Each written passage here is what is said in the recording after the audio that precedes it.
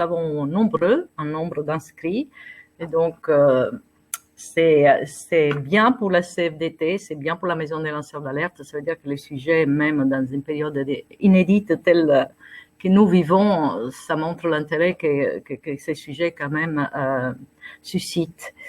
Et voilà, donc nous, on organise ces webinaires pour la première fois, donc dans cette forme à distance, parce qu'on a fait 2 tentatives d'avoir une formation et même une présentation à cette approche du dossier en présentiel. Donc une fois, c'était à fin d'année dernière, en 2019, mais les grèves nous ont découragés de poursuivre, et la deuxième tentative, c'était en mars, et ça a coïncidé avec les débuts de la pandémie, et donc le coronavirus nous a aussi fait sauter cette tentative, et donc à la fin on s'est dit que c'était quand même important d'avoir cette première approche, qui est une approche qui ne serait pas du tout exhaustive.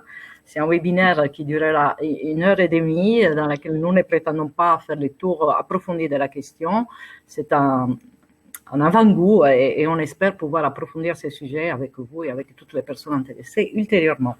Alors, je suis Franca Salis-Madinier, donc secrétaire nationale à la CFDT Cadre en charge de ces dossiers, et je co-anime ces webinaires avec Blandine Sillard, que vous voyez aussi sur l'écran, et qui est responsable communication et développement au sein de la Maison des lanceurs d'alerte. Nous travaillons ensemble parce que la CFDT Cadre, elle est membre fondateur de la maison et aussi membre du conseil d'administration, et donc c'était aussi pour nous important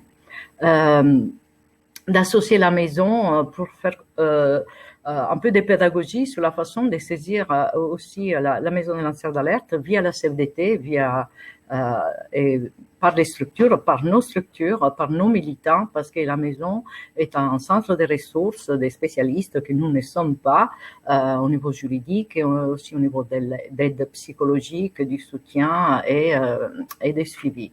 Donc voilà, ça nous semblait vraiment très important, et on remercie la maison des lanceurs d'alerte pour avoir répondu oui à notre invitation.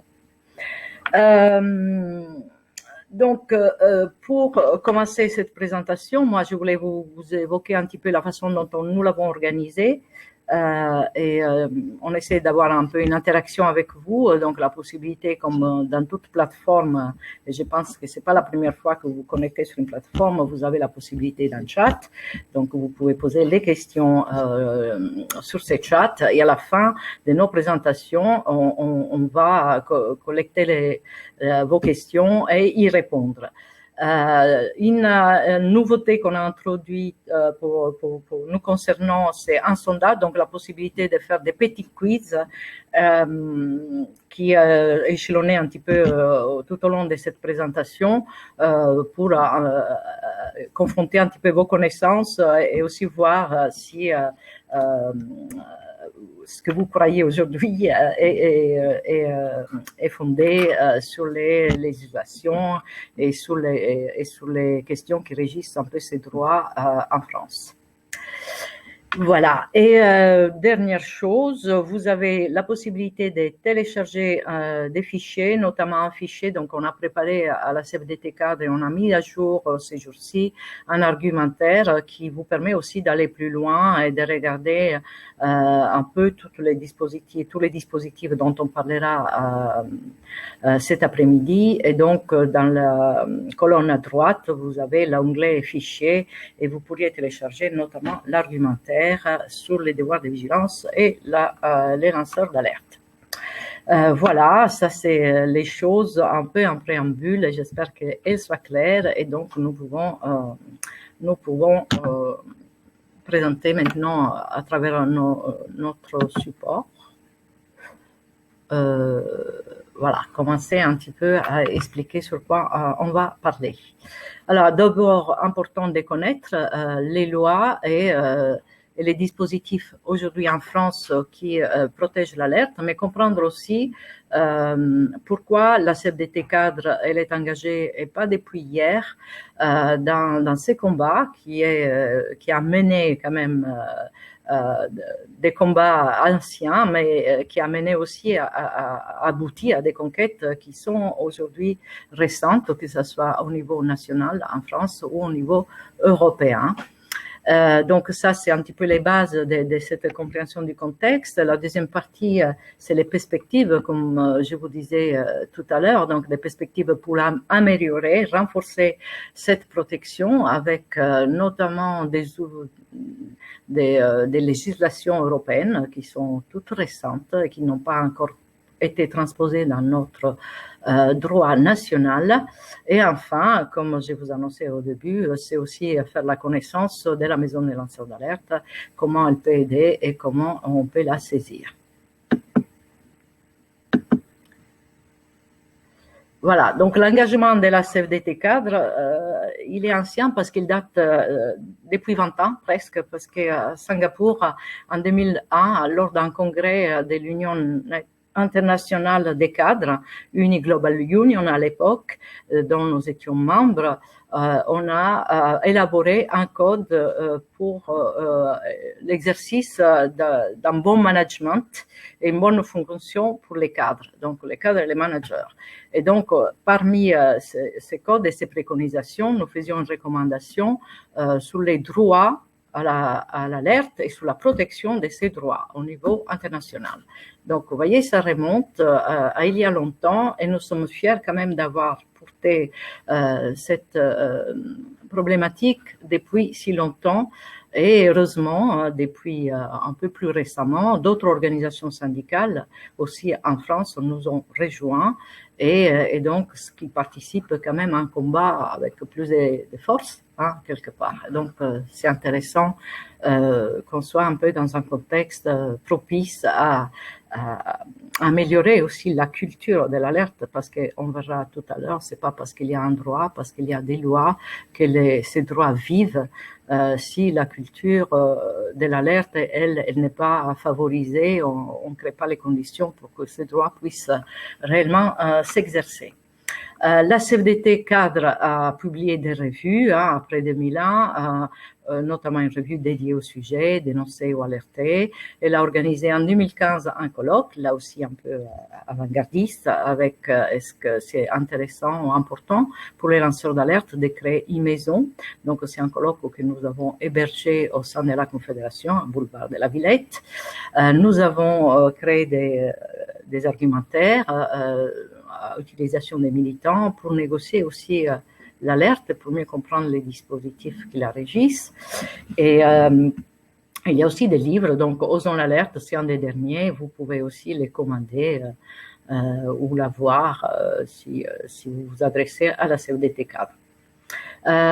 Notre travail en 2016, notamment jusqu'à aujourd'hui, je dirais, c'était un travail de lobbying important au niveau national et d'abord pour l'élaboration de la loi Sapin 2, qu'on a évoqué tout à l'heure. Et donc la CFDT était partie prenante, aussi force de proposition, mais malheureusement, dans la loi Sapin, on n'a pas été jusqu'au bout de la logique, c'est-à-dire faire reconnaître les syndicats comme aussi soutien et aussi dans le rôle des négociateurs, des dispositifs, des mises en place des procédures, des signalements d'alerte.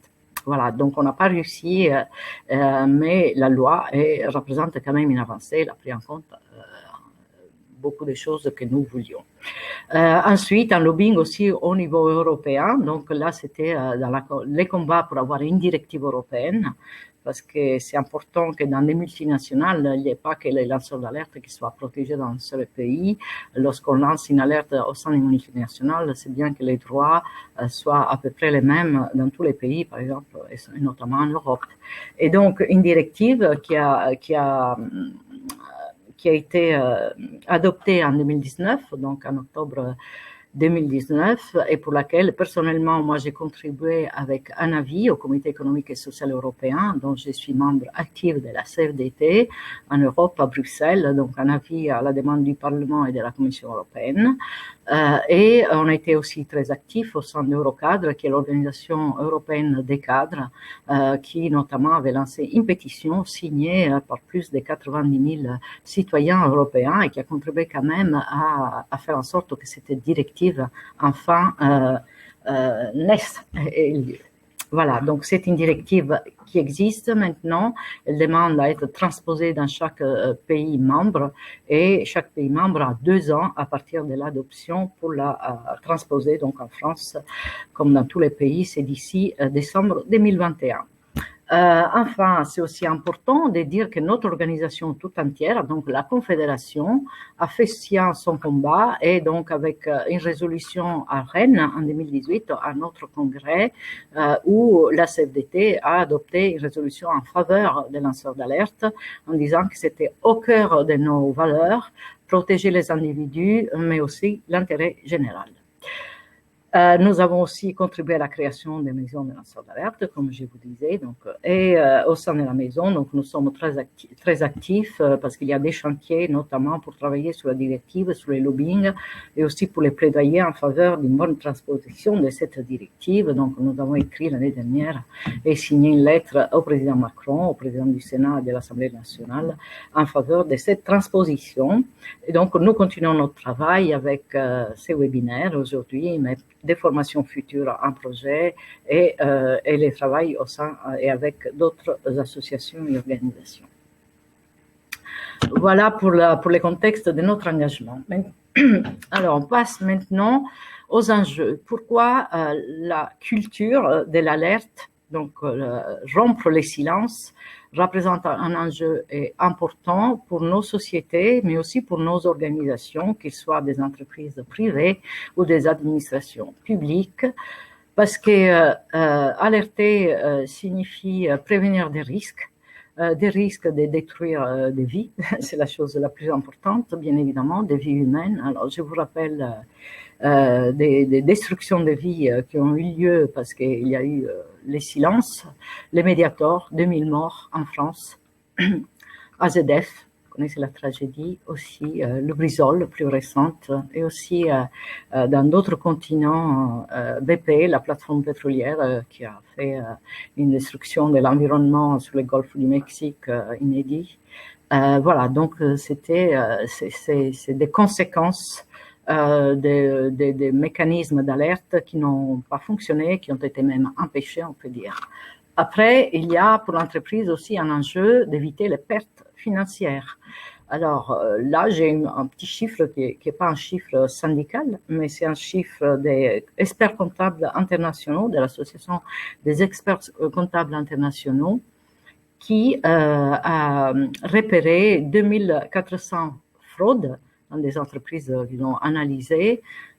Ces fraudes représentaient des pertes financières très importantes. La perte médiane était de $180 000 en moyenne, et parce qu'il n'y avait pas eu d'alerte. Et 40% de ces fraudes ont été évitées grâce à des lanceurs d'alerte.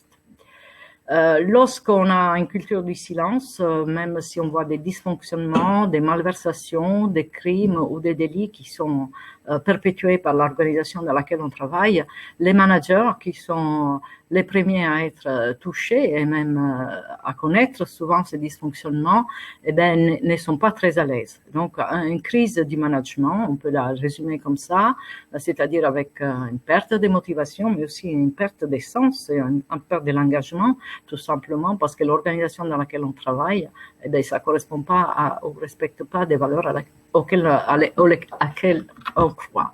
Donc voilà, c'est aussi un risque parce que qui dit crise de management, dit crise et de motivation et dit aussi perte de productivité, d'une ambiance sereine dans laquelle exercer son métier et son activité. Il y a aussi des risques très directs pour les organisations, sont les risques de réputation. Je ne vous dis pas les risques sociaux, les tragédies sociales ou environnementales, de comment ça peut perturber l'image d'une entreprise, d'une organisation, et donc les risques de réputation avec la perte aussi des marchés et par conséquent la perte des emplois qui peut s'en suivre.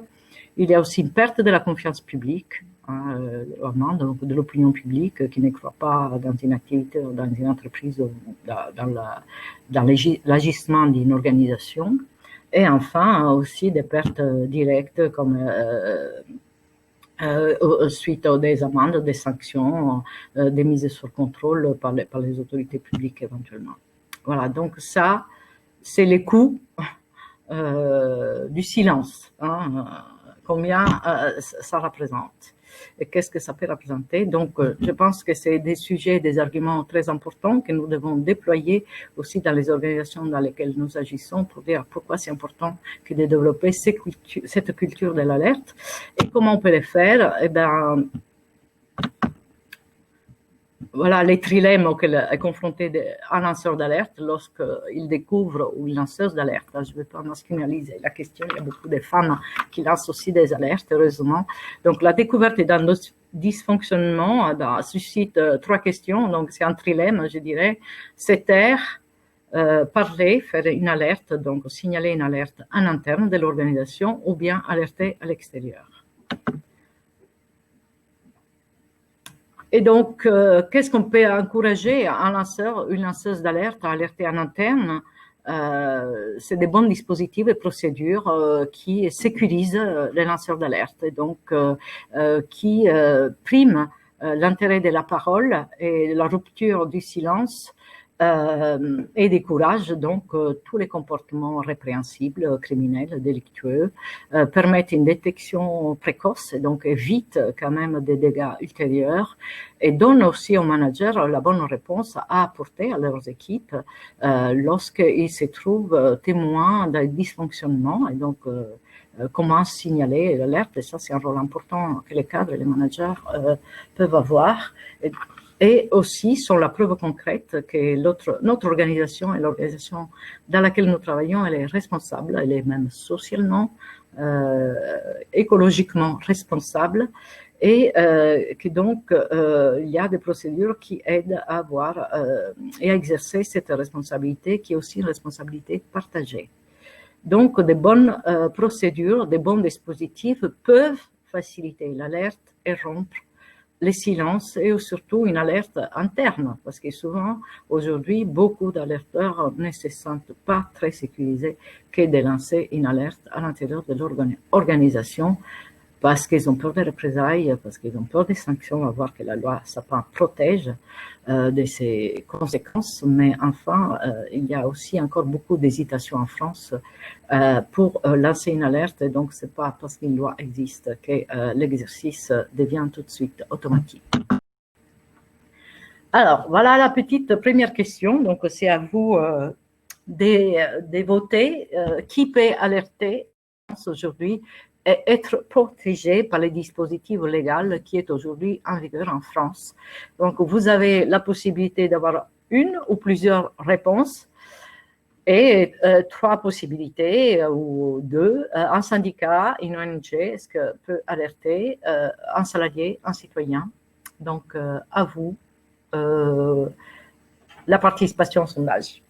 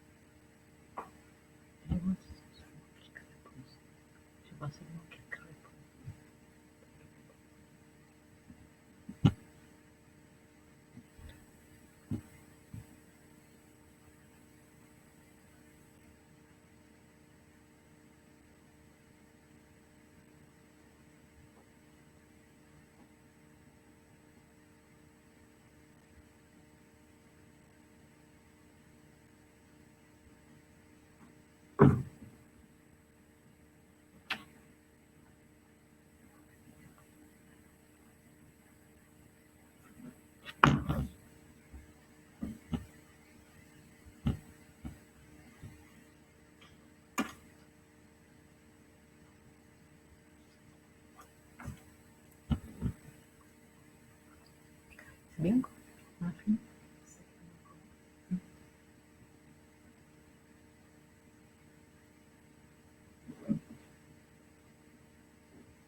Bien, on n'a pas encore les résultats de vos réponses. Alors, ça commence. Ah. Encore un instant.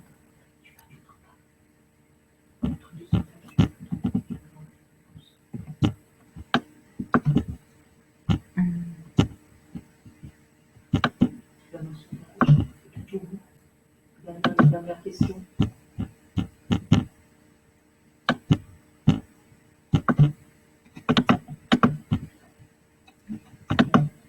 Nous. Un salarié 45 et un citoyen 38. Combien les salariés? Salarié 44%, citoyen 37. Ok. Syndicat OEG. Bien, eh bien merci pour vos réponses. La plupart, donc il y avait plusieurs réponses possibles. Dans un contexte du travail, c'est un salarié qui aujourd'hui peut lancer une alerte et qui est protégé.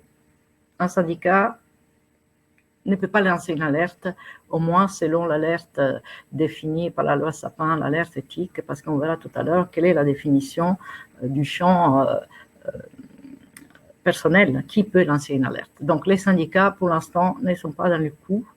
Un citoyen peut bien évidemment lancer une alerte s'il est hors contexte professionnel. Voilà, donc notre combat, c'est aussi que les syndicats aient le droit de lancer même l'alerte en interne et de soutenir et de porter l'alerte à la place des individus, parfois, parce que c'est nécessaire pour les protéger.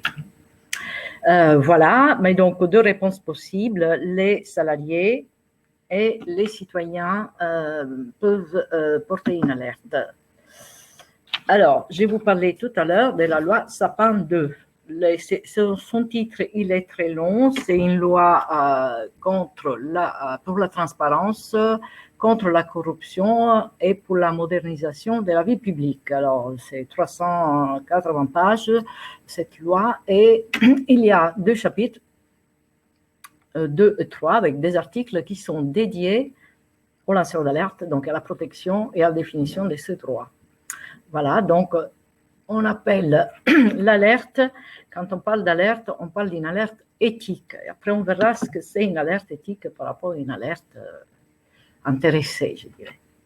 Voilà, d'abord la définition. Qui peut être considéré comme lanceur d'alerte? Donc, c'est une personne physique, pas morale, donc pas d'association, pas des syndicats, qui révèle ou signale, révéler, c'est à l'extérieur, signaler, c'est en général dans l'organisation, de manière désintéressée et de bonne foi. Hein, donc, tous ces mots sont très importants.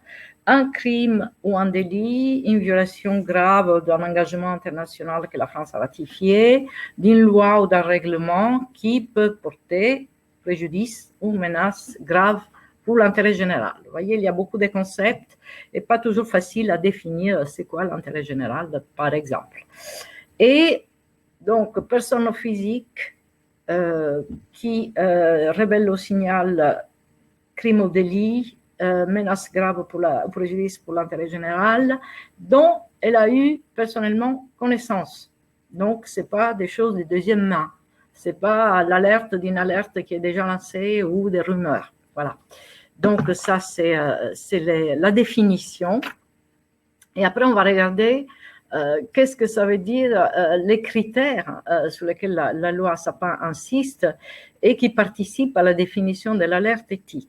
Donc, les premiers critères, c'est le désintéressement. Donc, l'alerte, elle est désintéressée lorsque l'alerteur, les lanceurs d'alerte, n'est pas payé, et même en fonction de ce que l'alerte peut produire en termes de gains pour l'État, pour son organisation, pour des entités, quelles qu'elles soient. Donc, ça, c'est, je dirais, la pratique aux États-Unis. Un lanceur d'alerte, il est payé, il est rémunéré et il est donc intéressé en première personne par des gains personnels. Mais une alerte désintéressée, c'est aussi une alerte qui n'est pratique pas la vengeance ou l'attente ou qu'il attend à un profit personnel. Ça, c'est le premier critère. Donc, en France, une alerte éthique est une alerte désintéressée dans ce sens-là, donc par opposition à ces pratiques. Deuxième chose, il faut qu'elle soit de bonne foi. Là aussi, c'est très difficile de définir la bonne foi, mais donc, ce qu'on peut se limiter à dire, c'est que lorsqu'un lanceur d'alerte, une lanceuse d'alerte signale ou révèle des faits, et la croyance que ces faits, au moment où ils sont révélés ou signalés, sont vrais. Voilà, donc la bonne foi, c'est, voilà, moi j'ai pensé que c'était comme ça parce que j'avais des preuves ou des croyances aussi, j'étais fondée à penser ça. Voilà, donc ça, c'est la bonne foi, difficile quand même toujours à apprécier. Et la connaissance personnelle, donc je vous disais, pourtant c'est assez fréquent qu'aujourd'hui, il y a beaucoup de personnes qui s'étarguent d'être lanceurs d'alerte alors qu'ils lancent une alerte que déjà, en prenant beaucoup plus de risques, on lancé avant eux. Voilà, est-ce que donc ces critères, c'est quand même important à avoir à l'esprit parce qu'ils définissent l'alerte, je dirais, éthique au sens français. On revient un petit peu sur qui peut signaler, et là, donc on part sur l'alerte interne et en fonction du dispositif, parce qu'il y a plusieurs dispositifs qui participent des modalités pour lancer l'alerte. C'est un dispositif général, donc qui s'applique dans toutes les organisations, entreprises privées avec plus de 50 salariés, collectivités locales, par exemple, avec plus de 10 000 habitants, et donc qui ont l'obligation de mettre en place un dispositif qu'on dit un dispositif général, de régime général. Après, il y a des entités comme les EPIC avec plus de 500 personnes qui doivent avoir des codes de conduite, par exemple anticorruption, et qui font partie du règlement intérieur. Ces genres de codes de conduite doivent être annexés au règlement intérieur dans ce type d'entité de plus de 500 personnes. Et enfin, nous avons aussi la loi française devoir de vigilance, qui était aussi adoptée en 2017 avec le gouvernement Hollande et qui concerne les entreprises souvent à caractère multinational avec plus de 5000 salariés, donc qui ont des sous-traitants, qui ont des fournisseurs et qui doivent mettre en place un dispositif de cartographie des risques dans lequel il y a aussi un dispositif prévu pour lancer l'alerte. Donc, par exemple, l'entreprise dont je viens, Orange, qui est une entreprise multinationale, elle peut avoir un seul dispositif, ce dernier qui met en place un dispositif unique pour signaler et pour lancer l'alerte en interne. Qui peut alerter, donc c'est important aussi la petite colonne du régime général, donc vous les voyez, tous salariés, collaborateurs, qui soient pérennes, occasionnels, donc prestataires externes, stagiaires, contrats en CDD, prestataires de services, salariés d'une entreprise sous-traitante, fournisseurs, etc. Donc il faut que l'information, par exemple, sur les dispositifs, elle soit publique et très accessible, non seulement en interne, mais aussi à l'extérieur. Ce n'est pas toujours le cas, mais là, dans ces webinaires, on n'aura pas le temps de regarder quels sont les bons dispositifs mis en place. Ce sera vraiment l'objet d'une deuxième séance ou formation plus approfondie. Après, tout employé, donc dans le cadre des codes de conduite anticorruption, et pour la troisième partie, devoir de vigilance, tout salarié, aussi y compris les salariés des fournisseurs, des sous-traitants, des premiers, deuxième, troisième rang. Voilà, donc ça, c'est les champs qu'on appelle personnels, c'est-à-dire qui peut alerter. Alors, dans tout ça, donc ça, c'est toute la protection qui concerne et sur quoi on peut alerter, que prévoit la loi Sapin 2. Elle exonère 3 secrets qui restent protégés en France. Donc, tout ce qui est relatif à ces secrets protégés, donc des faits, des informations, des documents, et qui sont couverts par les secrets. Donc, c'est la défense nationale, le secret médical et les secrets des relations entre un avocat et son client. Donc, ces secrets, ils sont protégés et sont exclus donc, du régime d'alerte qu'on vient d'évoquer. Et voilà encore une question. Comment on alerte? Donc ça, c'est une question importante parce que la loi protège si on respecte tous les critères qu'on vient d'évoquer, si la personne est une personne physique, citoyen ou salarié dans l'organisation de travail, mais comment on alerte, est-ce qu'il y a des choses préalables à faire et comment ça va suivre. Donc, c'est très important. Si on veut être protégé, il faut aussi respecter ces dispositions qui sont prévues par la loi Sapin. Donc, à vous les sondages, à vous les petits quiz. 3 possibilités. Là aussi, peut-être des réponses un peu nuancées, mais voilà, un peu aussi des réponses plus fondamentales. Je dois d'abord alerter au sein de mon organisation. Donc, ça, c'est la réponse possible numéro 1. Non, je peux alerter directement auprès des autorités publiques compétentes, alors agence régionale de santé, agence anticorruption, procureur, juge, inspection du travail, hein, ça c'est les autorités publiques compétentes, même les ordres professionnels, hein, par exemple, les syndicats n'y sont pas, ou à la presse, donc les médias en général. Donc je peux alerter directement auprès des autorités publiques compétentes ou à la presse, ou je peux alerter selon les cas à l'interne ou à l'extérieur de mon organisation. À vous, donc les temps de réponse, on a 3 minutes.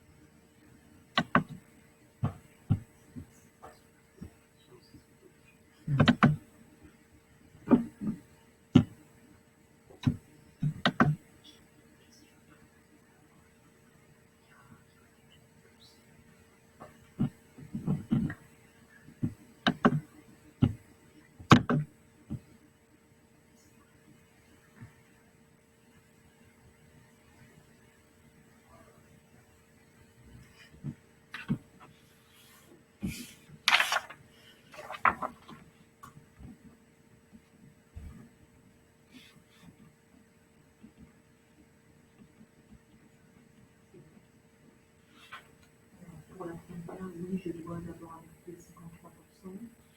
Non. Deuxième, 15%. Alors, 53%. 53%. Non, 15%. Je dois alerter selon les cas en interne ou à l'extérieur, 33%. Bien, merci. Donc, vous avez répondu majoritairement à la première question de manière positive. C'est vrai qu'on verra tout à l'heure les paliers à respecter pour la loi Sapin. Je dois alerter d'abord au sein de mon organisation et à tout moment, j'ai quand même pu faire appel aux défenseurs des droits, mais ça, on verra ça tout à l'heure. Donc ça, c'est 53% parmi vous qui ont répondu à juste titre à ces questions de cette façon, de manière positive. Donc non, je peux alerter directement auprès des autorités publiques ou à la presse 15%. Donc là, il y a des exceptions dans lesquelles je peux passer directement à la phase 2, à l'extérieur, autorités publiques ou médias ou syndicats, mais seulement en des cas de danger d'urgence, danger grave et imminent. Donc ça, vous avez été 15% à répondre. C'est pas tout à fait faux, hein, parce qu'il y a des exceptions, mais la règle, c'est quand même l'alerte en interne. Et 33%, donc je peux alerter selon les cas en interne ou à l'extérieur. Là, c'est pas tout à fait exact. Il y a des exceptions, mais les exceptions, c'est les dangers graves et imminents. qui permet à la lanceur d'alerte de s'adresser à des autorités publiques compétentes ou à la presse, mais seulement dans des cas particuliers. Donc voilà, c'est un peu les contraintes de la loi Sapin qu'on veut aussi dépasser, mais qui aujourd'hui sont celles-là. Et voilà un peu les paliers que vous avez grosso modo illustrés par vos réponses. Donc les paliers 1, 2 et 3, et à chaque palier, donc ça c'est important, hein, sur la gauche, je précise qu'à chaque palier, le lanceur d'alerte peut s'adresser aux défenseurs des droits, donc c'est une autorité qui existe en France, pas partout en Europe. Et aujourd'hui, les défenseurs des droits, il a quand même des compétences limitées. C'est-à-dire, vous vous adressez au défenseur des droits, il ne va pas dire si votre alerte est une alerte qui mérite d'être traitée, et surtout, il n'a pas le pouvoir de la traiter, parce qu'il faut du temps pour traiter une alerte. Donc, ce n'est pas dans ses prérogatives, ce n'est pas dans ses ressources, ce n'est pas dans ses moyens. Les défenseurs des droits vont vous dire si vos droits sont menacés, ou si vos droits ont été menacés parce que vous avez subi des sanctions, de représailles ou des obstacles au signalement, etc. On verra qu'il y a des sanctions quand même pour protéger ses droits. Et donc, c'est ça qu'il peut faire, et vous pouvez vous adresser à lui dès la première phase, ou à elle, dès la première phase donc, de votre questionnement sur l'alerte. Après, c'est l'alerte interne, sauf, et là c'est la petite bulle rouge, s'il y a des dangers graves et imminents pour la santé, pour la sécurité de vos collègues, pour l'environnement, pour l'environnement et pour l'intérêt général, là, il y a des menaces graves. Donc, dans ces cas-là, vous pouvez alerter soit aux autorités publiques compétentes qui sont définies un peu dans ces carrés, hein, c'est ce que je vous disais, j'évoquais les ordres professionnels comme les ordres des avocats et des médecins. Dans ces paliers 2, il n'y a pas les syndicats. Et enfin, vous pouvez aussi, en cas de danger grave et imminent, vous adresser directement aux médias, à la presse, à la maison de lanceurs d'alerte, aux ONG et aux syndicats. Voilà, quand on parle des paliers dans la loi Sapin, qu'est-ce que ça veut dire? Donc, vous voyez, des choses un peu à respecter si on veut être protégé. Donc, une alerte, une procédure graduée. Hein, si l'entreprise, par exemple, ne répond pas dans des délais qu'elle doit respecter, etc., on peut aussi alerter à l'externe. Si l'entreprise ou l'organisation n'a pas mis en place des procédures de signalement ad hoc précises qui sont prévues par la loi aussi, vous pouvez alerter en externe. Donc, il y a des cas dans lesquels, effectivement, l'alerte à l'extérieur est possible. Mais si l'entreprise a mis en place les choses, s'est conformée à la loi, dans ces cas-là, vous devez alerter en interne d'abord avant de pouvoir lancer l'alerte à l'extérieur, sauf urgence, comme on l'a évoqué. Donc, ce qui rentre aussi dans ces dispositifs, c'est que c'est pour être protégé, il y a les 3 conditions cumulatives, pas exclusives l'une de l'autre. C'est répondre à la définition, donc lanceur d'alerte, une personne physique qui signale ou révèle des omissions, des violations de la loi, des délits, donc optimisation fiscale agressive, fraude massive ou fraude tout court, corruption, des crimes, viol, harcèlement, ou meurtre, bien évidemment, voilà, et des atteintes graves à l'intérêt et des atteintes à l'intérêt général.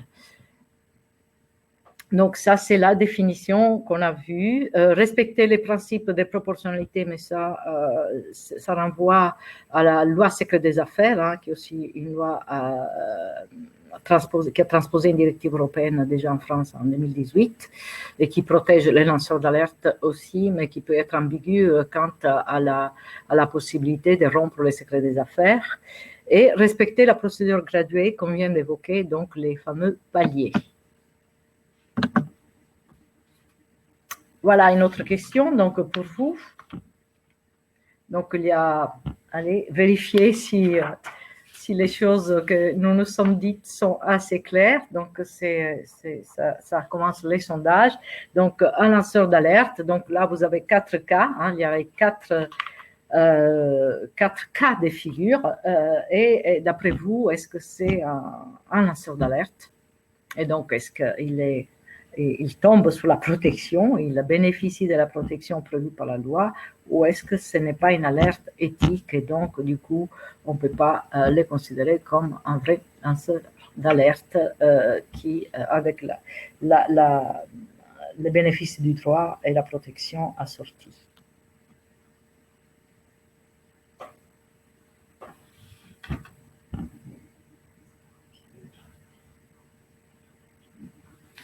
Il y en a 4. Il y a 4 questions, hein, donc deux parties, 4 cas. Et donc, à vous de dire si, d'après vous, dans ces cas, on est un lanceur d'alerte ou pas.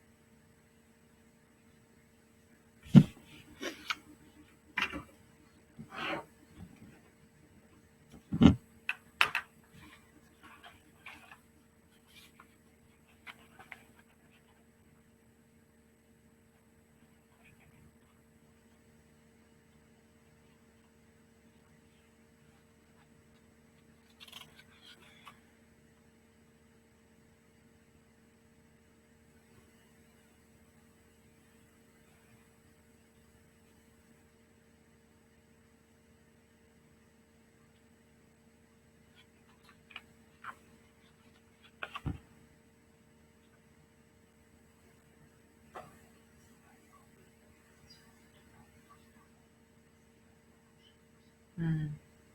Mm.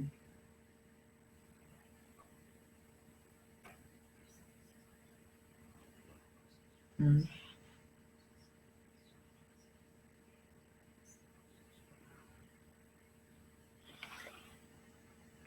C'est fini.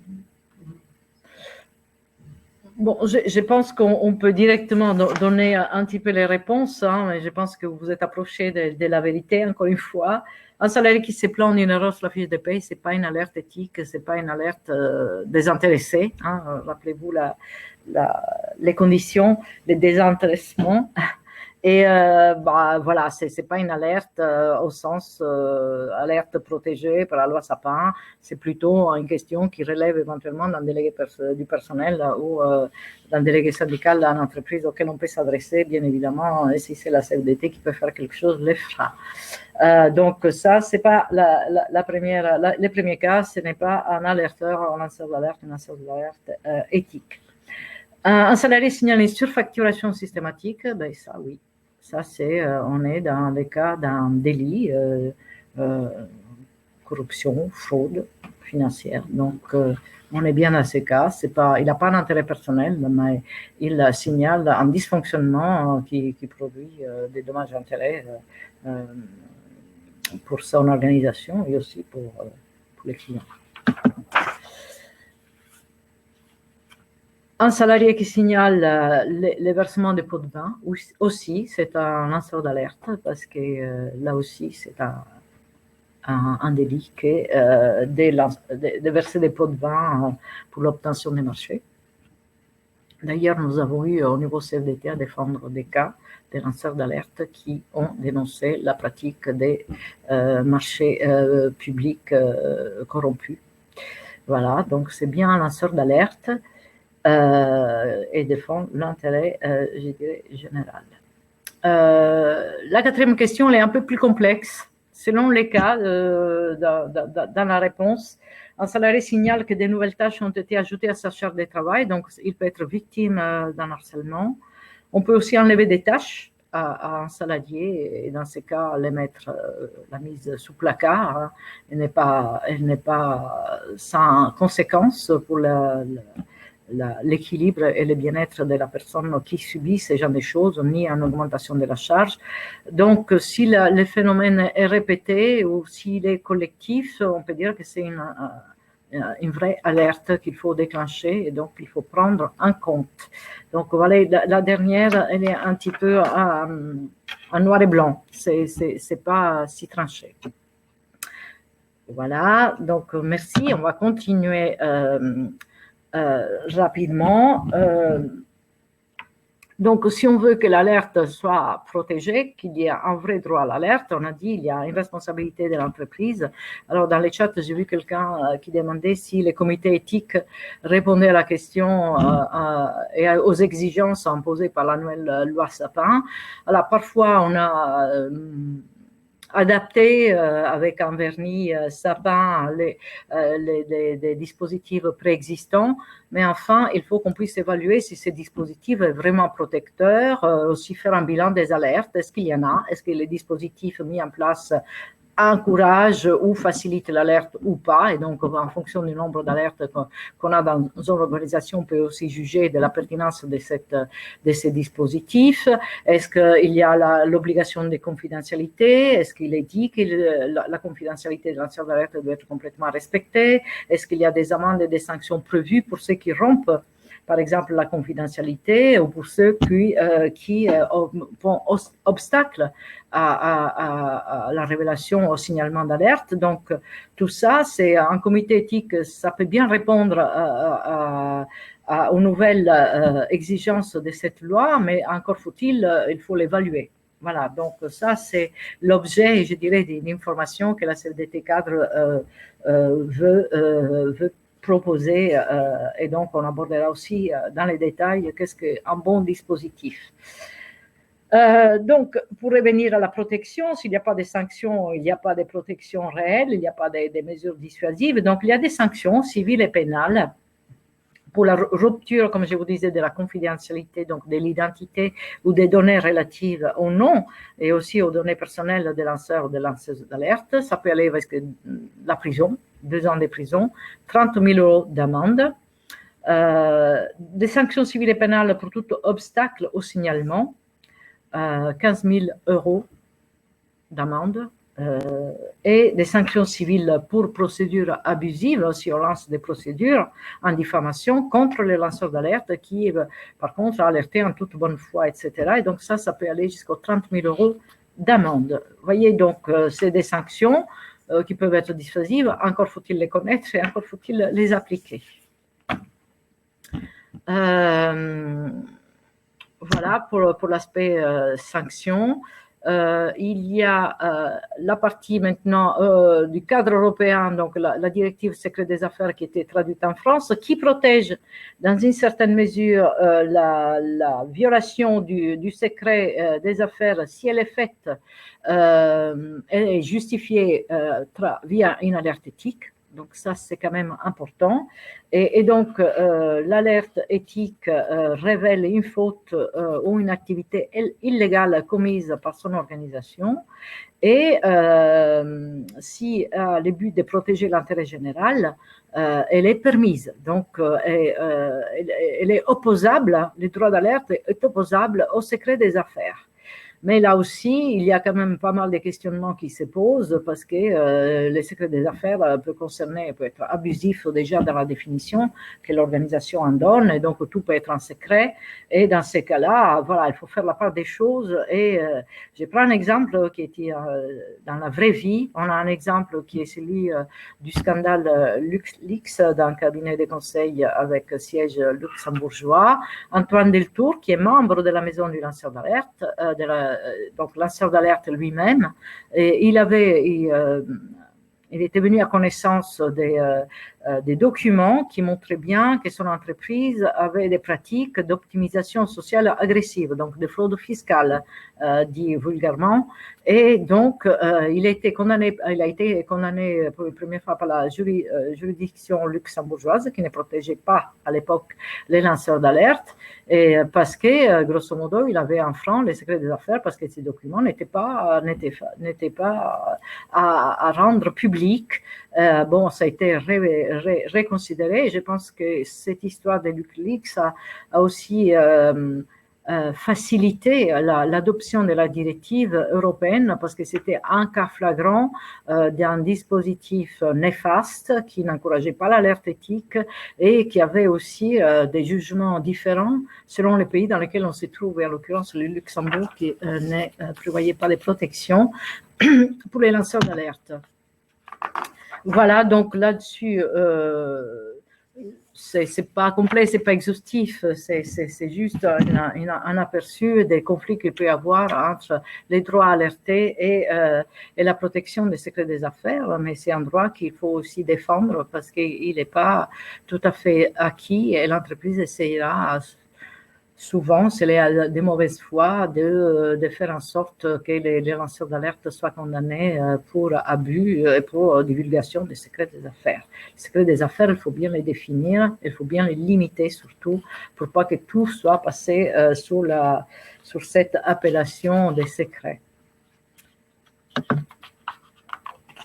Voilà, donc j'en suis à la troisième partie, et avant de passer la parole à Blandine Sillard de la Maison des lanceurs d'alerte. Donc, les perspectives pour renforcer ces droits. Donc, les tableaux n'est pas noir, il est même positif, mais tout n'est pas acquis et tout reste un petit peu à mettre en œuvre pour qu'il soit acquis. Donc, c'est la perspective positive de la directive européenne adoptée, qui doit être transposée en France. Qu'est-ce qu'elle produit, cette directive? Qu'est-ce qu'elle améliore par rapport à la loi Sapin? Donc, d'abord, vous dire que la loi Sapin a des choses positives par rapport à la directive, et que donc la transposition en France devrait tenir compte des aspects positifs de la loi Sapin, lorsqu'elle est plus large, lorsqu'elle comprend beaucoup plus de protection, et prendre aussi les aspects positifs de la directive européenne. Et par exemple, on a vu deux choses importantes. D'abord, le fait qu'il y ait la non-obligation du respect des deux paliers. Donc, un lanceur d'alerte, selon la directive européenne, peut alerter en interne ou bien pas auprès des médias, mais auprès des autorités publiques compétentes. Voilà, donc il n'a pas forcément à passer par l'organisation s'il sent que l'organisation n'est pas sécurisante, que la hiérarchie, par exemple, est très corrompue ou qu'elle est très amicée dans l'affaire qu'il veut signaler ou révéler. Et donc, ce n'est pas du tout safe ou secure pour lui que d'alerter en interne. Il peut, selon la directive européenne, alerter auprès des autorités publiques compétentes. Et donc ça, c'est quand même une avancée importante pour laquelle nous nous sommes battus. Moi, dans la vie donnée au Parlement, c'était dans ce sens-là, donc d'avoir un pied d'égalité sur l'alerte interne à l'organisation ou sur l'alerte externe aux autorités compétentes. L'extension, donc ça c'est aussi un aspect important pour les syndicats, parce que la directive européenne étend la protection aux syndicats, aux facilitateurs, qui peuvent être aussi des personnes physiques, mais aussi des personnes morales comme les syndicats ou surtout dans les liens du travail, du contexte professionnel. Donc, c'est les syndicats, ils sont protégés s'ils facilitent l'alerte. Ils peuvent aussi l'apporter.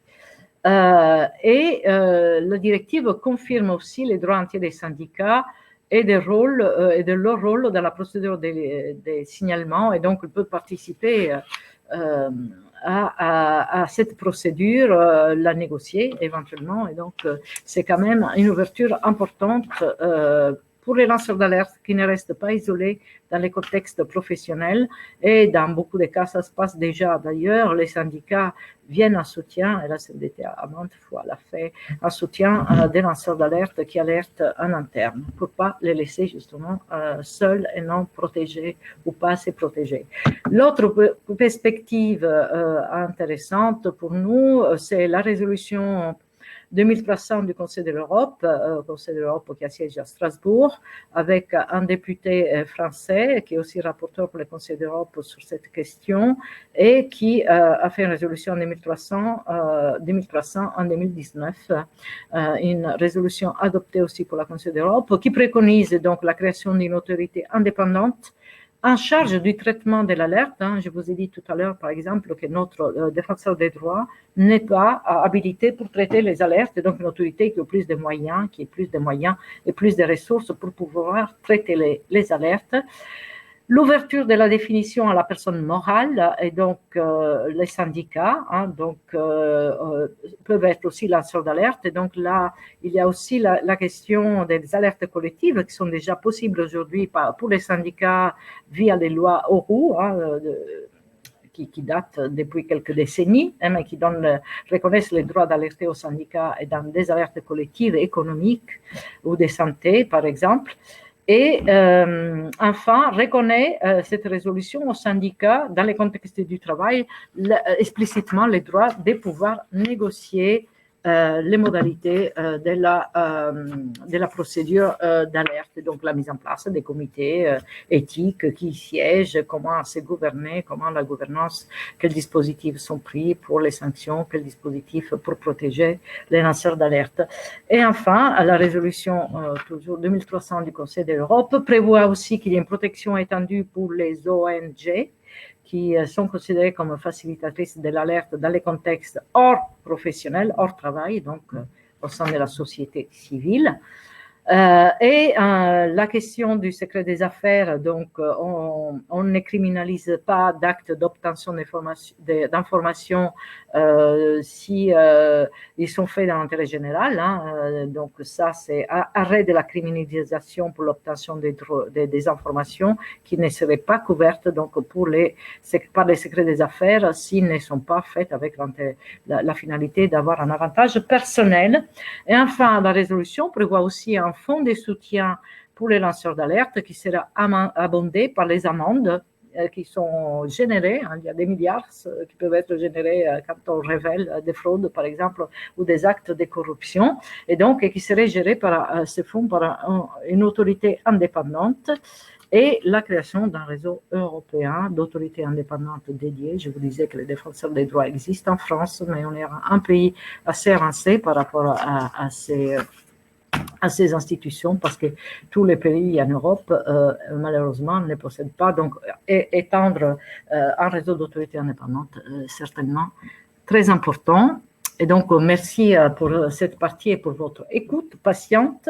Donc, je vais regarder aussi les questions que vous avez posées. Je vais essayer de répondre tout à l'heure. Je passe d'abord la parole à Blandine, donc de la Maison des lanceurs d'alerte, qui va se présenter. Merci, Blandine. Bonjour à tout le monde. Je vais essayer de ne pas être trop longue parce que j'ai vu qu'il y avait quelques questions et ce serait quand même vraiment dommage de ne pas avoir le temps d'y répondre. Donc, je vais essayer de présenter la Maison des lanceurs d'alerte et son travail de manière assez rapide. Donc, je suis Blandine Sillard, je suis chargée de développement et de communication au sein de la Maison des lanceurs d'alerte. Est-ce qu'on... Attendez, voilà. J'essaye de... Donc, j'espère que vous voyez le support. Donc, la Maison des lanceurs d'alerte, qui est une association donc soumise à la loi de 1901, qui a été créée pour améliorer la protection des lanceurs d'alerte en France. Donc, elle a été créée fin 2018 à l'initiative de 17 autres organisations, donc soit des associations, soit des syndicats. Et après, un travail de concertation et de collaboration qui a duré un peu plus de 2 ans. Aujourd'hui, la Maison des lanceurs d'alerte, donc c'est une équipe de 3 permanents, donc en temps plein, ça représente 2,5 équivalent temps plein, aidés par 2 élèves avocats à temps plein eux aussi, qui interviennent notamment sur notre permanence juridique. On bénéficie aussi de l'aide bénévole, essentiellement, sur le support technique, donc le support informatique, puisqu'on a un enjeu très important qui est, la sécurisation de nos échanges, des documents et des données dont on dispose, concernant les lanceurs d'alerte qu'on accompagne, qui sont souvent soumis, à un certain devoir de confidentialité. Je vérifie juste que les slides passent bien. Oui, tout à fait. Donc on poursuit en premier lieu, donc je passe rapidement, une mission de plaidoyer, donc avec l'objectif de faire évoluer la législation en matière de protection des lanceurs d'alerte et de sensibiliser les décideurs d'une part, mais aussi l'opinion publique sur cette question.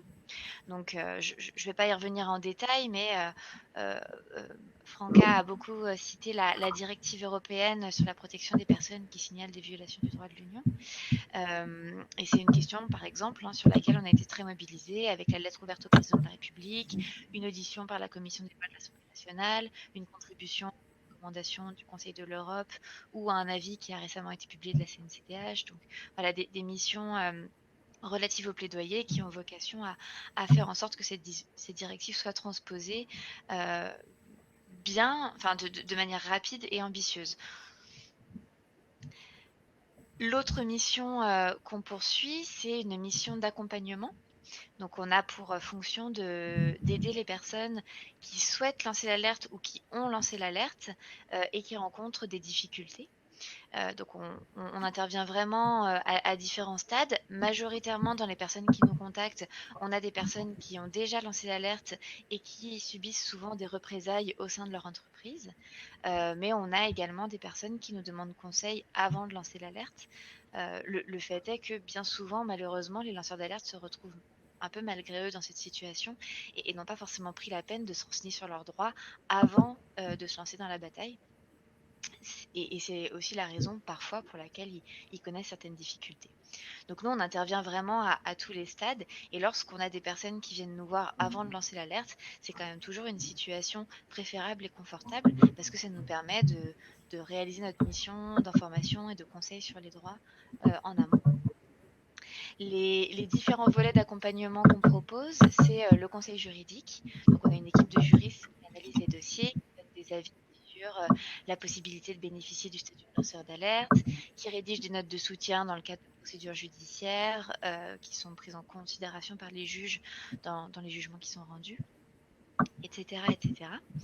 On propose aussi un soutien moral et psychologique, notamment avec l'appui de deux bénévoles, de deux psychologues du travail qui interviennent bénévolement pour la maison des lanceurs d'alerte et qui se mettent à disposition des lanceurs d'alerte qui ont besoin d'un soutien psychologique.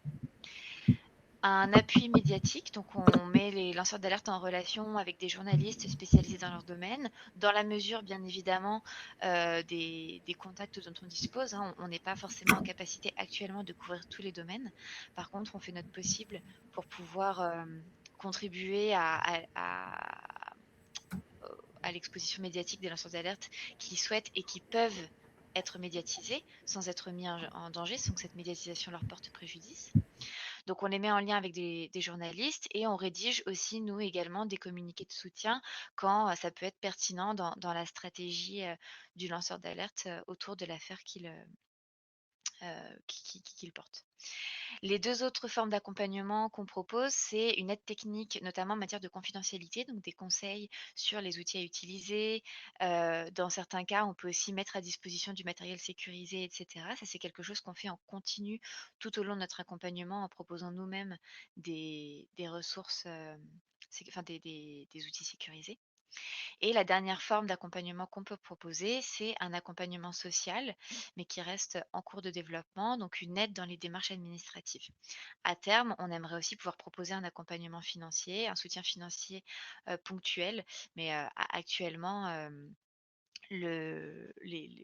très concrètement, les ressources de l'association ne permettent pas de pouvoir proposer ce soutien financier. On a également une mission de formation et de recherche, mais là, ça fait encore partie des missions qui, au regard de la jeunesse de l'association, sont encore en cours de développement et nécessitent des ressources supplémentaires. C'est la raison pour laquelle j'expliquais dès le début qu'on était né récemment, donc fin 2018. Alors j'avais moi aussi, quelques questions sur lesquelles, je voulais vous sonder. Mais si je me trompe pas, elles ont pas été incluses dans les sondages, donc je vais le faire de vive voix. J'ai un peu de mal à regarder les réponses, sur le chat en même temps, donc je ferai la question et la réponse. J'avais la question, enfin, ma première question, c'était: à votre avis, combien de personnes ont été accompagnées par la maison des lanceurs d'alerte depuis 2018?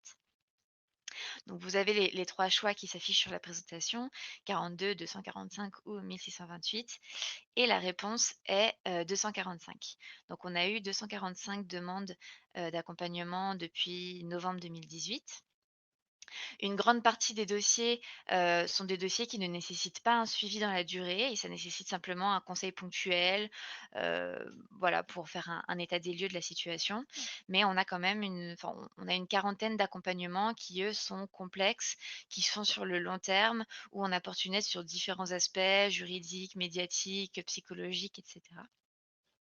Il faut savoir aussi que toutes les alertes que nous recevons ne prennent pas place, dans le cadre du travail. C'est le cadre de la loi Sympa 2 concerne principalement les lanceurs d'alerte qui lancent l'alerte dans le cadre du travail. Mais, pour notre part, on reçoit, enfin dans un tiers des cas, il s'agit d'un usager, d'un client, d'un militant associatif ou d'un simple citoyen qui a été témoin d'actes répréhensibles, qui lance l'alerte et qui connaît des difficultés pour cette raison-là. Quand l'alerte prend place dans le cadre du travail, en revanche, donc 2 tiers des cas, ça touche aussi bien le secteur privé que le secteur public dans les demandes qu'on reçoit. Les la repré enfin distinction entre secteur public et secteur privé est, relativement équivalente. À ce jour, la majorité des alertes qu'on reçoit viennent d'Île-de-France, comme je le montre le graphique qui est sur la présentation, mais on est présent dans, à peu près toutes les régions et même en partie à l'étranger. C'est toutefois une information qu'on ne demande pas toujours parce qu'on limite au maximum les informations qu'on demande aux lanceurs d'alerte qui nous sollicitent. L'autre question que je souhaitais vous soumettre, c'était à votre avis, quel est le principal domaine, la principale thématique, des alertes reçues par la maison des lanceurs d'alerte? Donc est-ce que c'est la corruption, la violation des données personnelles et de la vie privée ou les maltraitances institutionnelles? Et la réponse, c'est que ce sont, les affaires de corruption qui représentent un tiers des cas, juste avant les affaires, enfin les problèmes de santé, d'atteinte à l'environnement, de pollution, et cetera. Donc c'est pas, forcément représentatif de la réalité des alertes dans la société, c'est plutôt représentatif des secteurs dans lesquels on est plus présent en raison des partenariats qui, historiquement, ont été créés entre la maison des lanceurs d'alerte et d'autres structures et qui, sont amenés, à se développer dans les mois et les années à venir. Par exemple, on a une représentation, des alertes concernant, la maltraitance animale, les violations du droit du travail dans l'industrie animalière, et cetera, qui restent très faibles, alors que c'est un thème, par exemple, sur lequel il y a beaucoup d'alertes actuellement dans la société. Mais c'est des partenariats qui restent à construire avec les associations et les syndicats du secteur. Pour vous expliquer rapidement, comment marche, la permanence, juridique, donc on l'appelle permanence juridique parce que la qualification juridique des faits, c'est ce qui va nous permettre de dire si la personne peut être considérée comme un lanceur ou une lanceuse d'alerte et donc bénéficier de notre aide. Donc pour ça, on va s'appuyer sur le dossier que la personne va nous envoyer, donc c'est sur les documents écrits que la personne, va fournir que nous allons pouvoir nous prononcer. Et assez naturellement, l'accompagnement juridique devient la porte d'entrée, la 1re forme d'accompagnement en fait qu'on va proposer à un lanceur d'alerte et c'est suite à cet accompagnement juridique, au cas par cas, si le besoin se fait sentir, qu'on va aussi proposer un soutien moral, un appui médiatique ou un accompagnement social, par exemple. Donc les personnes, nous contactent via, un formulaire sur notre site internet. C'est un moyen et c'est très important pour que les personnes ne se mettent pas en danger en nous communiquant trop tôt des informations et que ça leur porte préjudice pour bénéficier d'une protection à l'avenir. Puisque Franca a évoqué les différents paliers et qu'en l'état actuel du droit français, la maison des lanceurs d'alerte pourrait être considérée comme, une ONG et donc rentrer dans le cadre du palier 3. Donc pour éviter, que le lanceur d'alerte se mette en difficulté lui-même, on limite, la quantité d'informations qu'il nous fournit dans le cadre d'un premier contact. Et c'est seulement une fois que on a acté que nous avions un rôle de conseil, qu'on collecte davantage d'informations. Et donc c'est nous qui les recontactons par téléphone et on leur propose un lien pour nous envoyer leurs documents de manière sécurisée. Et c'est une fois ces pièces reçues qu'on instruit le dossier. Donc on analyse les différentes pièces, on sollicite au besoin des expertises scientifiques ou techniques. On peut mettre en lien avec, d'autres acteurs, des avocats, le défenseur des droits, des syndicats, et cetera. J'insiste sur cette phase d'instruction parce que c'est souvent, à ce stade qu'un contact peut se nouer, avec un syndicat, puisque le soutien d'une section syndicale, c'est souvent un élément qui facilite l'analyse et l'acceptation du dossier, par la maison des lanceurs d'alerte, puisque c'est généralement un gage de sérieux, dans un dossier. Et inversement, en analysant un cas, qui n'est pas particulièrement en relation avec un syndicat, on peut aboutir à la conclusion que se mettre en lien avec les syndicats représentatifs dans l'entreprise ou la branche professionnelle serait utile, voire nécessaire pour pouvoir mieux aider et mieux appuyer le lanceur d'alerte dans sa démarche.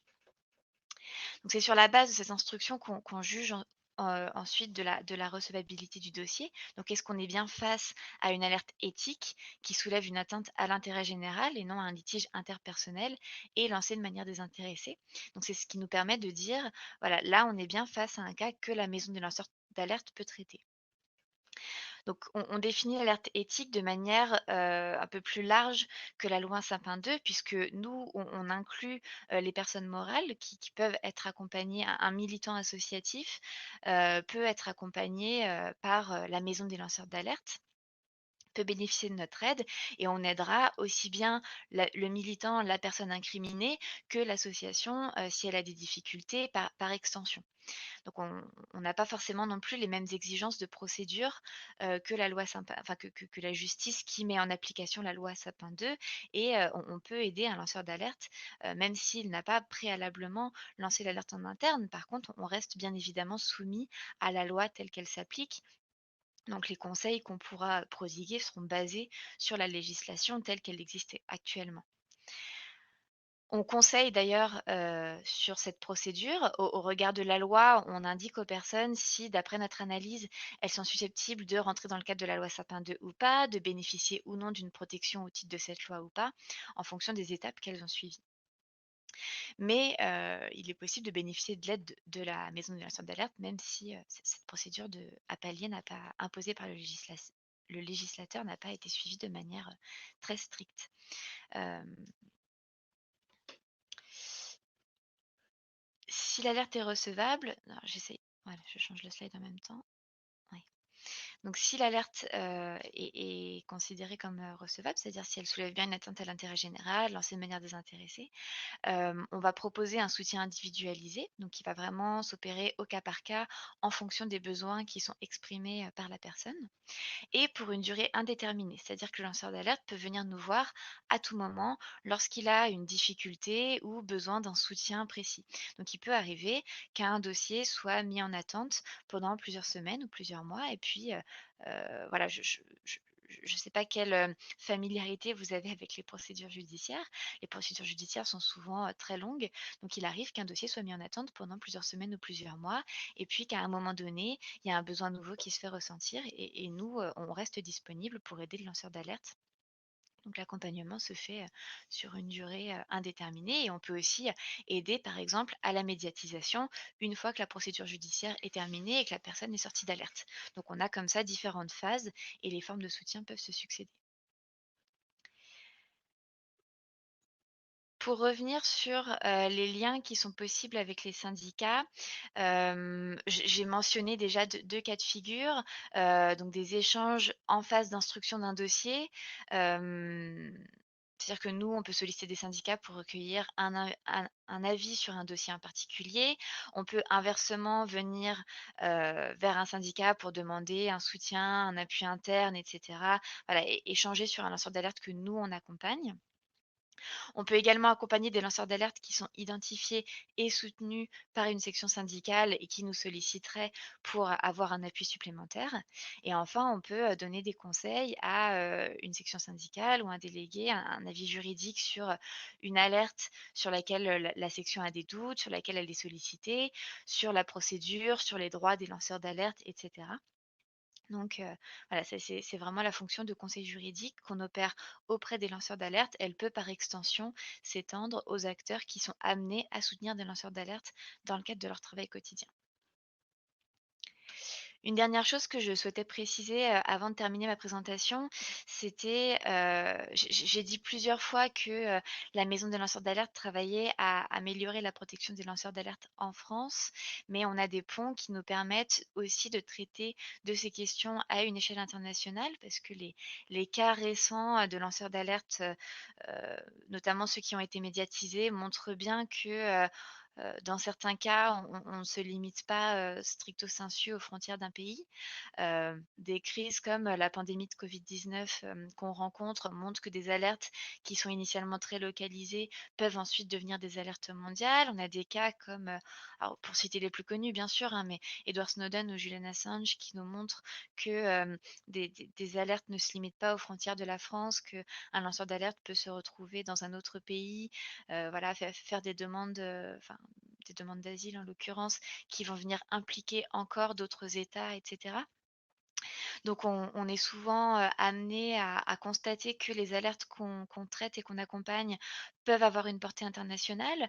On est dans on fait face à des entreprises qui sont parfois mondialisées et donc, les problèmes qui sont constatés en France peuvent concerner des entreprises qui sont à l'étranger ou, à l'inverse, les entreprises qui sont en France peuvent avoir des pratiques, néfastes qui ont un impact à l'étranger. Donc voilà, on a différents cas de figure et dans ces cas-là, on est amené à travailler avec un certain nombre de partenaires, donc The Signals Network, avec qui on travaille notamment sur le cas d'une entreprise américaine qui produit des machines qui servent au don de plasma et de plaquettes utilisées par l'établissement français du sang en France, qui sont défaillantes, qui ont potentiellement fait des victimes en France, mais on parle bien d'une entreprise américaine, donc on est dans le cas d'une alerte qui est potentiellement mondialisée et avec lesquelles on doit travailler avec des partenaires à l'international.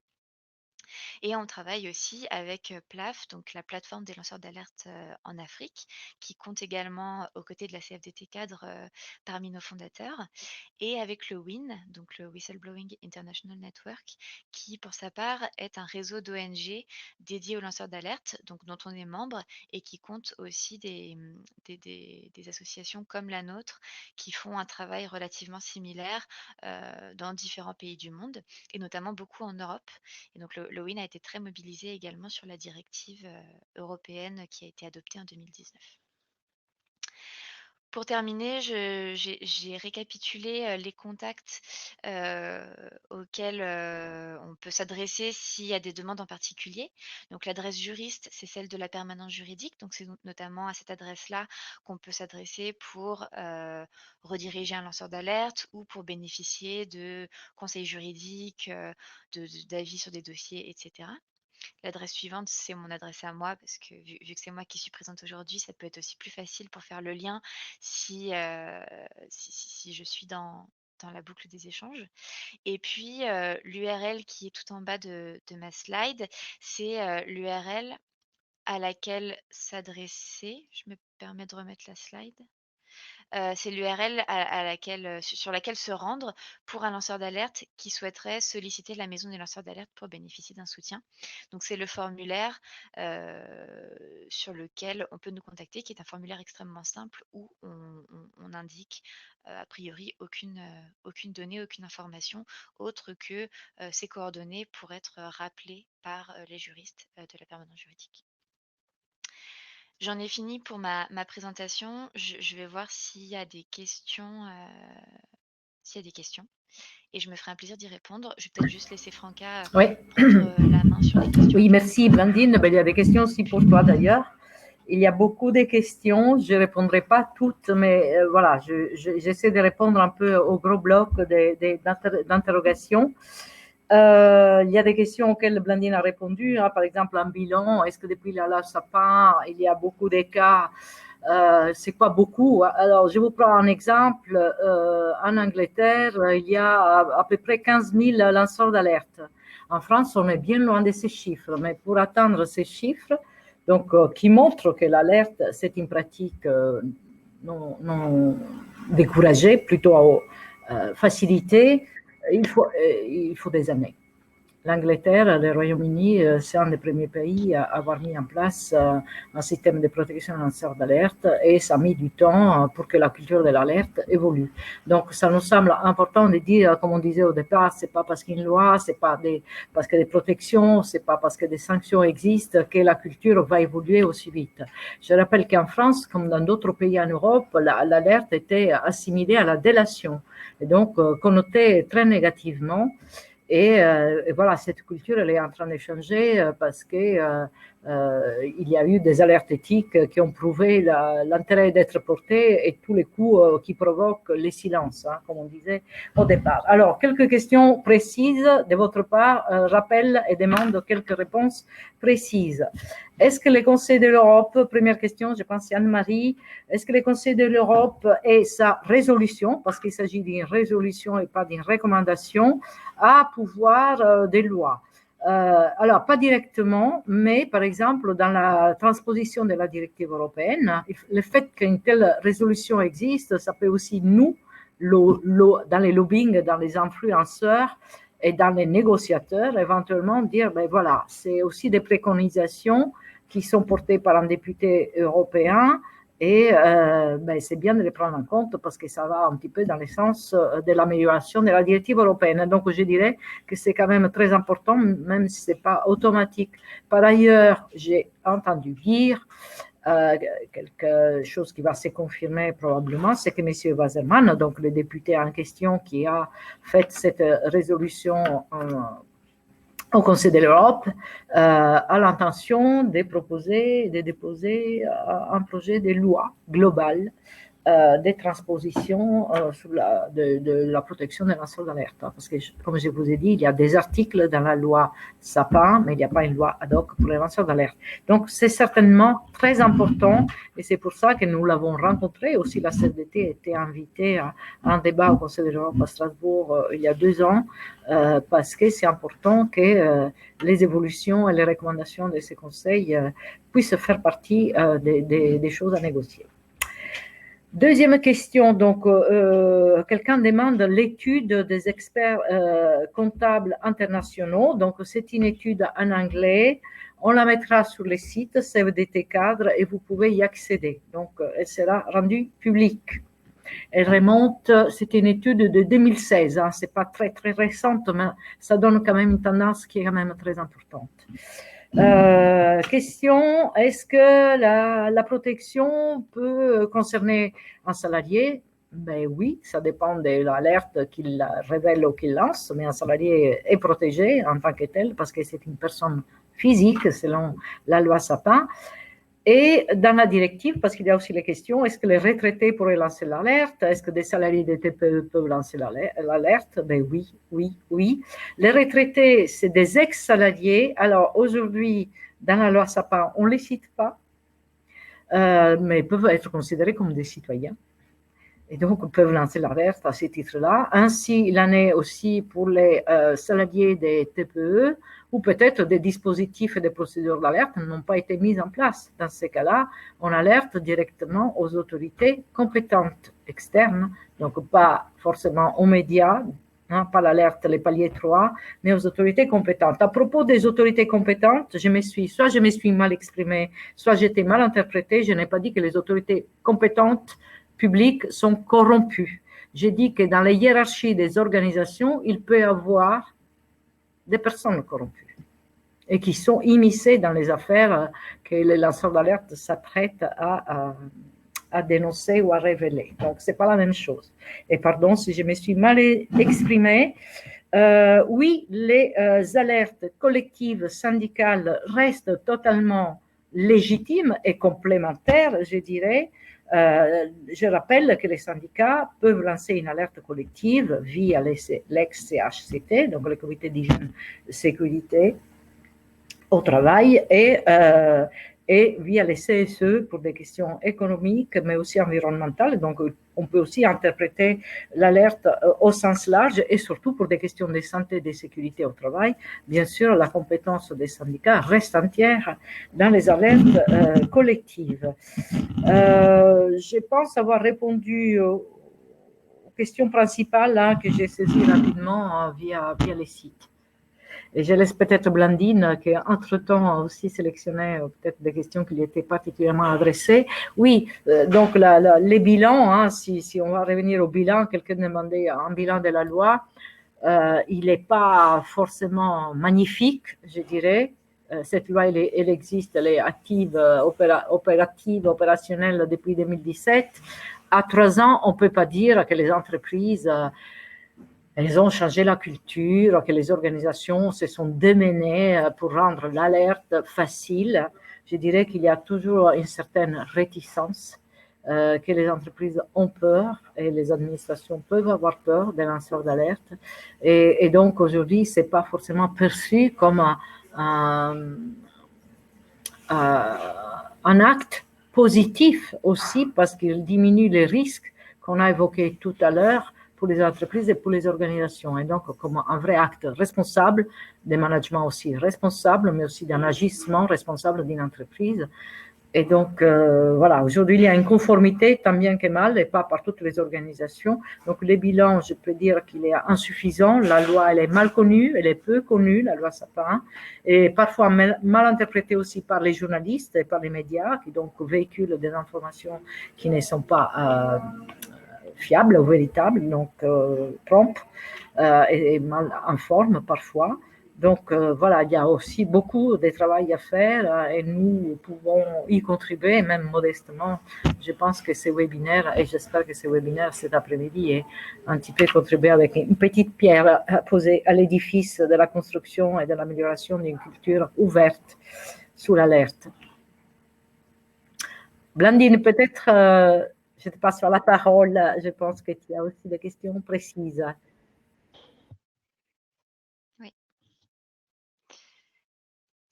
Ouais. Alors j'ai pris quelques questions au vol. J'espère que je vais pouvoir répondre précisément. Alors il y avait une question qui était d'avoir quelques exemples sur la santé.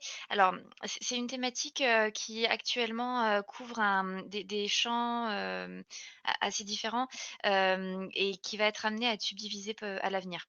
Voilà, faut le savoir. Et en fait, ça couvre aussi bien des problèmes liés au milieu de la santé, donc par exemple des problèmes de fuite de données personnelles, de fuite de données de santé dans des hôpitaux, que des soucis d'atteinte à l'environnement ou de pollution qui ont des impacts en matière de santé des personnes. Voilà, donc je cite pas d'exemple forcément très précis, mais on a ces deux champs qui sont compris dans les questions de la santé et qui seront amenés à être subdivisés à l'avenir. On a également dans le champ de la santé, par exemple, des alertes sur des procédures médicales, des examens médicaux qui ne s'appuient sur aucun protocole scientifique, dont les médecins qui les mettent en œuvre ne sont pas en capacité de faire la preuve du bien fondé scientifique de leur examen et qui pourtant continuent d'être pratiqués, coûtent par ailleurs extrêmement cher et contre laquelle certaines associations se sont prononcées et ont été attaquées en justice. Donc elles se sont tournées, enfin les membres en tout cas qui ont été attaqués se sont tournés vers la maison des lanceurs d'alerte pour bénéficier d'un soutien dans ce cadre-là. Pour la question de comment obtenir le statut, alors moi je ne suis pas juriste, donc je ne vais pas forcément trop m'avancer sur cette question-là.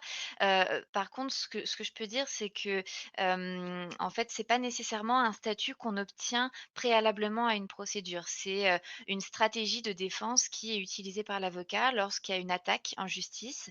L'avocat fait valoir, démontre que la personne qui est attaquée remplit les différents critères qui permettent de le qualifier de lanceur d'alerte et donc de bénéficier d'une protection et donc que l'attaque en justice en question n'aboutisse pas, quoi, ne produise pas d'effet et que la personne ne soit pas condamnée pour avoir dénoncé les faits délictuels qu'elle a dénoncés. Donc voilà, c'est plutôt, on va dire, une stratégie. Et par contre, on peut dire qu'on obtient le statut de lanceur d'alerte une fois que la justice a reconnu qu'on était lanceur d'alerte et donc on bénéficiait de cette protection et donc on n'avait pas à être condamné. Ça peut être aussi quand les prud'hommes reconnaissent le statut de lanceur d'alerte et donc se tournent contre l'entreprise pour annuler toutes les procédures de licenciement et autres qui peuvent s'abattre sur les lanceurs d'alerte. Par contre, il est possible de bénéficier du soutien du défenseur des droits ou du soutien de la maison des lanceurs d'alerte qui va dire nous, on estime que cette personne est un lanceur ou une lanceuse d'alerte et qu'elle doit être considérée comme telle. Par contre, ça n'a de valeur juridique que la valeur que le juge veut bien leur accorder. Jusqu'à présent, les notes de soutien qui ont été élaborées par la MLA ont été considérées par le juge, mais, ça aurait pu tout à fait en être autrement. Ça n'a de valeur juridique que celle-ci. Et ça ne permet pas d'avoir le statut, voilà, en soi. Il y avait une question sur, est-ce qu'on peut être considéré comme lanceur d'alerte quand on, constate, des discriminations au recrutement, dans une collectivité? Il y avait aussi une autre question qui était comment procéder lorsque le président d'une collectivité truque des marchés publics? Je pense pas qu'on puisse enfin, je pense pas que ce séminaire, nous permettra pas enfin, ce webinaire nous permettra pas d'analyser tous les dossiers, un par un et en plus, il est bien sûr impossible de se prononcer sur la base de quelques lignes, envoyées. Il faut pour ça pouvoir analyser le dossier donc moi ce que je vous conseille enfin je peux pas du tout répondre à ces questions. Je pense pas que François, Franquin soit capable non plus. Donc ce que je vous conseille, si vous avez des questions, c'est de vous tourner vers les interlocuteurs, qui sont compétents et qui auront le temps pour analyser votre dossier et vous faire une réponse circonstanciée et bien évidemment, je vous invite à vous tourner vers la maison des lanceurs d'alerte. Le plus simple étant encore tout simplement de nous contacter via le formulaire, que je vous ai indiqué et nous on vous rappellera, sous un certain délai pour revoir avec vous votre dossier et voir dans quelle mesure vous pouvez bénéficier, d'un soutien dans ce cadre-là. Et les 2 dernières questions. Alors, il y a une question que j'ai pas très bien comprise, j'en suis désolée, sur, les instigateurs, de l'alerte en interne. Est-ce qu'ils peuvent bénéficier d'un soutien? Je suis pas tout à fait sûre de bien comprendre quels sont qui sont ces investigateurs? Est-ce que c'est les syndicats qui aident? Est-ce que c'est, des membres d'une association qui enfin, chercheraient à porter l'alerte à la place de la personne? Je suis pas sûre de bien comprendre. En tout cas, ce que je peux dire, c'est que moi, comme je l'ai dit dans ma présentation, Heu, nous, on a une définition du lanceur d'alerte qui, est, un tout petit peu plus large. On n'aide pas strictement seulement les personnes qui ont lancé l'alerte dans le cadre de leur travail et qui l'ont fait d'abord en interne, voilà, comme le décrit la loi Sapin 2. Si on est en présence d'une alerte, éthique d'intérêt général, qu'on agit de manière désintéressée et qu'on est, membre d'un syndicat d'une entreprise ou qu'on est, militant associatif et qu'on parle au nom de notre association, on est tout à fait disposé, à aider, les personnes dans ce cadre-là, c'est pas un problème. On peut aussi, donner des conseils aux facilitateurs, donc le membre, d'une association qui, serait en contact avec un lanceur d'alerte et qui porterait une campagne de mobilisation sur ce sujet et qui aurait besoin de conseils. On peut tout à fait apporter des conseils, bien évidemment dans la mesure des éléments qu'on a en main et des connaissances dont on dispose. Et la dernière question, c'est sur le rôle du commissaire aux comptes parce que c'est revenu 2 fois. Je ne vais pas faire un exposé sur, le rôle du commissaire aux comptes, on n'en a pas le temps. Je vais juste vous inviter à regarder, il y a des réflexions assez intéressantes pour ceux qui ont suivi. Il y a un procès, qui a ouvert récemment, enfin qu'on appelle un peu communément le procès William Saurin et où, les commissaires aux comptes, dans le cadre de cette affaire-là, sont incriminés. Donc en réalité, ça c'est un procès qui concerne, la personne qui détient, beaucoup de parts de l'entreprise William Saurin, mais aussi toute une série d'autres entreprises. Mais voilà, William Saurin est particulièrement mis en avant et c'est les commissaires aux comptes qui sont, incriminés pour, ne pas avoir, entre autres, potentiellement, souscrit à leur devoir d'alerte. Voilà, c'est les questions que je me suis notées, peut-être qu'il y en a eu d'autres, je suis désolée, si j'ai pas répondu à tout. Oui. Eh bien, merci à vous tous d'avoir participé très activement aussi sur le chat. Un message avant de se quitter. Donc, je pense qu'il faut former aussi les référents et les syndicats qui sont souvent les personnes aussi qui sont en proximité des lanceurs d'alerte ou qui sont eux-mêmes témoins des dysfonctionnements, des malversations et des actes inapproprié, même délictueux. Donc, ça, information importante. Alors, l'indépendance des investigateurs internes, je pense que c'est difficile. Par expérience, je peux dire que les enquêtes investigatives qui ont produit des résultats probants sont externes. Donc des autorités externes qui les conduisent. Un autre message, et c'est très syndical, c'est de ne pas rester seul, de ne pas rester isolé, de prendre toutes les précautions. Donc un syndicaliste peut être aussi, ou une syndicaliste peut être aussi une personne qui peut vous aider en toute discrétion. Et nous pouvons aussi être intermédiaires via les soutiens que la maison des lanceurs d'alerte dans les mots de Blandine a bien illustré.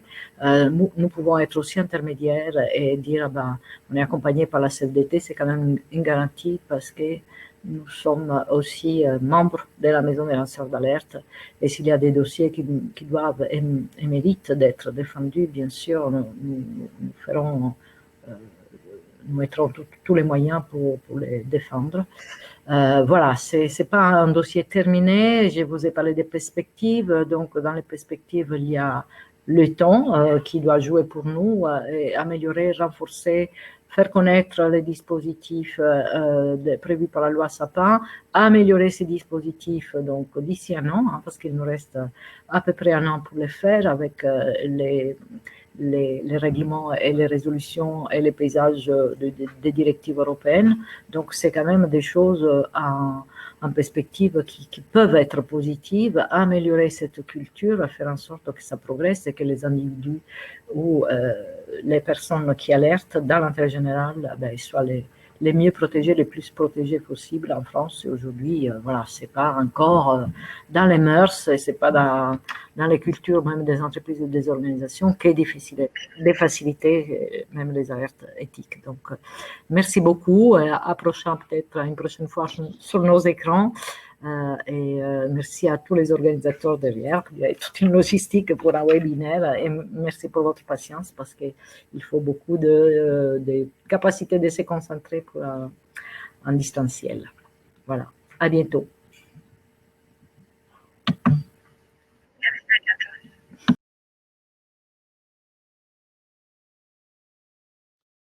Merci, à bientôt.